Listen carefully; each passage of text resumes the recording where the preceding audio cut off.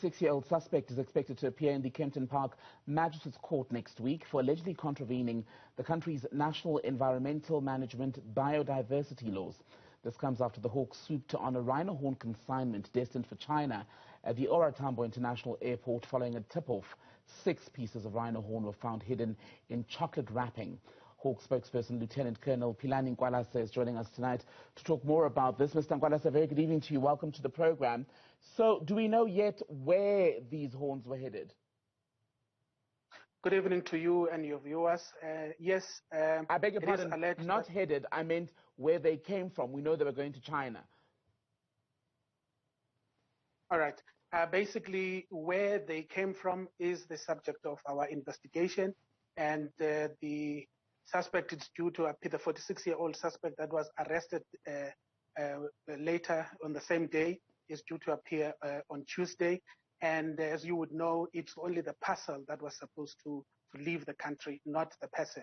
Mm-hmm. And basically how it was uncovered is that, you know, the security, the credit to them for the sterling work they were doing, the security who were scanning the parcels, the cargo parcels, noticed this suspicious parcel and alerted the Hawks and, of course, the officials from DEF, which is the Department of Environment, who then examined the parcel. And upon examining it, they found 6 pieces of rhino horns weighing about 4 kgs. Mm-hmm. And which were seized. Yes. Pardon me, sir. You will continue. Yeah, the parcel, basically the rhino horns were actually cut into pieces, you know, and concealed in a box of chocolates, which was declared as, you know, a parcel of chocolate that was being couriered. Unfortunately, it wasn't, and the officers, you know, found out, and they were seized for investigation. The suspect was later traced and arrested in Seraldine. Mm-hmm.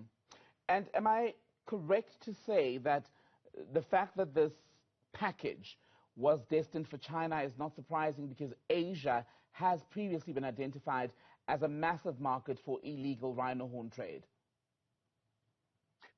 You would be correct to say that, and of course, these were some of the facts that we uncovered during our preliminary investigation. And of course, what bothered us the most is that where exactly was the parcel coming from? And as you would know, there's been quite a number of incidents where there was rhino attacks in the country.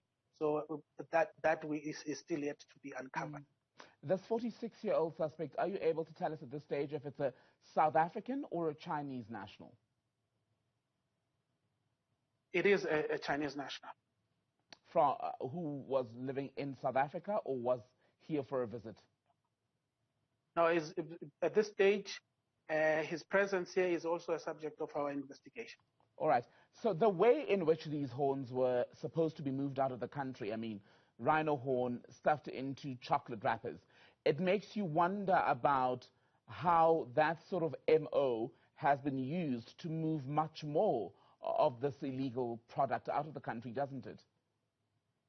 Yes, and fortunately for us, because of the work that we are doing with the airport itself and the security and all the stakeholders involved, we are, you know, able from time to time to make such discovery and seize such, you know, illegal items. And it is not the first time that we have found rhino horns at the airport being where there was an attempt to smuggle them out of the country. I was reading the statement earlier when this was announced, the arrest was announced, and there was an appeal at the end for people with information to come forward. I think about 9 people have been arrested in the last while for dealing in rhino horn, shall we say. How useful, how responsive are communities to these pleas for help? It's very helpful, I must say, because we do have law-abiding citizens who are committed into ensuring that they report these matters.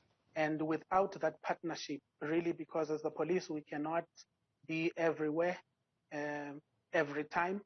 So those reports, they come in very handy. We are able to make such busts, and credit to those members of the community where we were able to to make such arrests. But of course, on this one, credit to the security who were actually scanning the parcels and who then called the Hawks, including the officials from the Department of Environment, to take over the matter. And of which, of course, the community were also instrumental in tracing the suspects, because at the time when the parcel was uncovered, the owner was not there, but because of the work that we had to do in investigating and also in collaboration with other, entities, we were able to trace that suspect and arrest him at his home. And of course, when we arrested him, there was several, thousands of rands that were found in his vehicle, and those were also seized.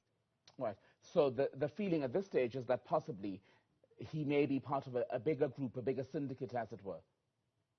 Most definitely, as you would know, in that kind of trade, no one works alone. And of course, he is here, but the parcel was shipped out of the country. There was an attempt, at least, to do so. So, but of course, that would have to be proven through our ongoing investigation. All right, Hawk spokesperson, Lieutenant Colonel Philani Nkwalase, thank you so much for your time, sir, tonight. Thank you. And the 9 people I was referencing there in my earlier question to the Lieutenant Colonel are 9 alleged poachers who were arrested in South Africa in just the last week.